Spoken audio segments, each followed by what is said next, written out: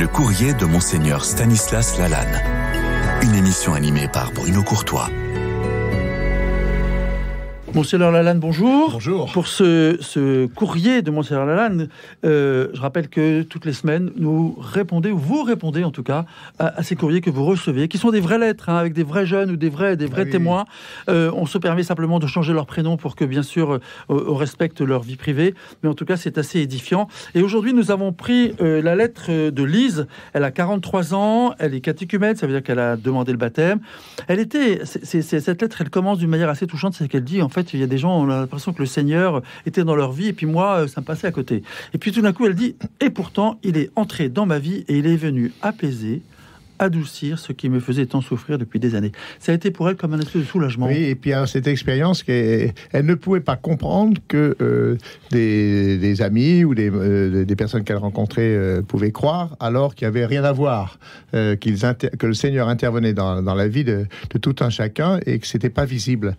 Et en lisant cette lettre, j'ai pensé à, pour les plus anciens auditeurs, ils connaissent peut-être un livre qui a été un livre de chevet pour moi, de Jacques Leuve, qui avait écrit un livre qui s'appelait Comme s'il voyait l'invisible.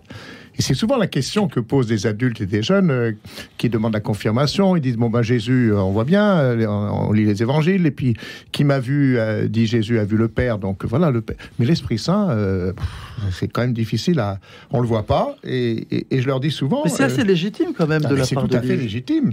Et je leur cite souvent la lettre de Paul aux chrétiens de Galates, au chapitre 5, vers les versets 20, par là, 20, 22, où il dit, Saint Paul dit, l'Esprit Saint, on le voit aux fruits qu'il produit, joie, douceur, amour, foi, c'est-à-dire que on voit les fruits que produit l'esprit, qui est en même temps l'image du feu qui rassemble, et puis l'image du vent qui disperse.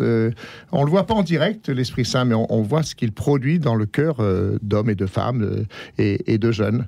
Et alors, ce qui est étonnant dans cette lettre, elle a une espèce d'affirmation tranquille. Elle dit après, je sais et je veux désormais qu'il m'aide à consolider ma foi. Je sais qu'il ne me laissera pas perdre. Je ne crains rien. Vous voyez, il y a une espèce d'assurance. On peut confier, on peut proposer, on peut prier pour avoir la foi. Mais bien sûr. Bien sûr. Parce que c'est le propos de Lise. Bien sûr. Je sentais rien, je voyais rien, j'avais l'impression que je passais à côté, et puis tout d'un coup, il est entré. Donc il y avait une attente. Il y avait une attente, et il a fallu sans doute un événement, une rencontre, on ne sait pas comment les choses se sont passées, pour que cette attente se transforme en foi profonde, en foi personnelle profonde. Il est entré dans ma vie, il est venu apaiser, adoucir ce qui me faisait souffrir depuis tant d'années. Quand je dis l'Esprit Saint, un des fruits, c'est la douceur. Là, c'est vraiment, voilà, elle vit déjà de l'Esprit Saint, alors que l'Esprit Saint est à l'œuvre, alors qu'elle est encore catéchumène à 43 ans. Merci Elise, en tout cas. Merci pour cette belle lettre, et merci Monseigneur Lalanne pour votre réponse. À la semaine prochaine. À la semaine prochaine.